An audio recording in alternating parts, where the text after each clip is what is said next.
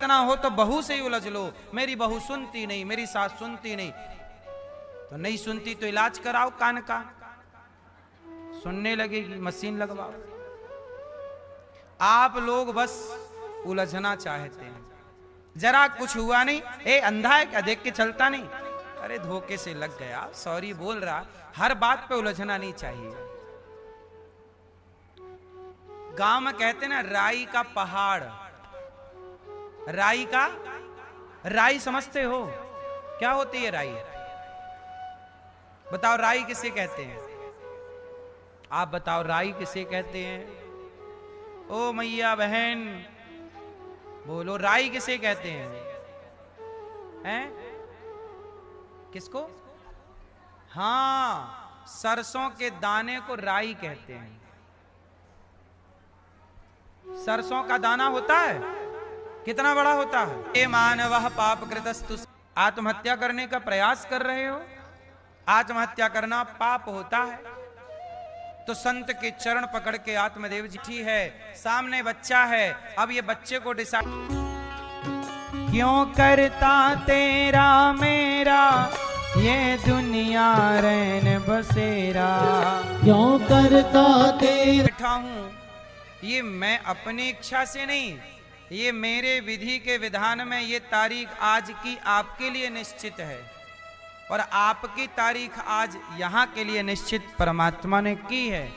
ये विधि का विधान, आप अपने से आए नहीं, वो विधि ने आपको तय करके यहाँ बुलाया है। आपको क्या लगता है आप आ गए? नहीं, आप आते नहीं हैं, हम चलते नहीं हैं। भगवान हमें उसी ओर चलवाते हैं जिस ओर उन्हें चलवाना है।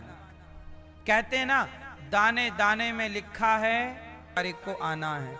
मेरे जाने की भी तारीख निश्चित है, बस मुझे पता नहीं है, पर मुझे ये बात तो पता है कि मुझे जाना है। ये बात आपको भी पता है कि जाना, किस दिन जाना है ये पता किसी को नहीं है, परंतु जाना है ये पता है।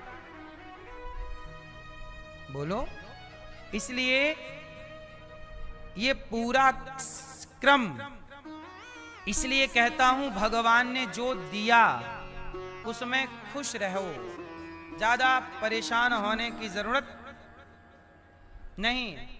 आत्मदेव जी ने कह दिया कि हमें बेटा चाहिए, संत जी ने रोका कि बेटे के चक्कर में ना पड़ो, माने नहीं। संत जी से कहा बेटा तो चाहिए, तो संत जी ने एक फल दे दिया, कहा पत्नी को खिलाना। पत्नी ने खाया नहीं, धुंधली ने गाय को खिला दिया, तो गाय को एक बच्चा हो गया, उसका नाम रखा गौकर्ण।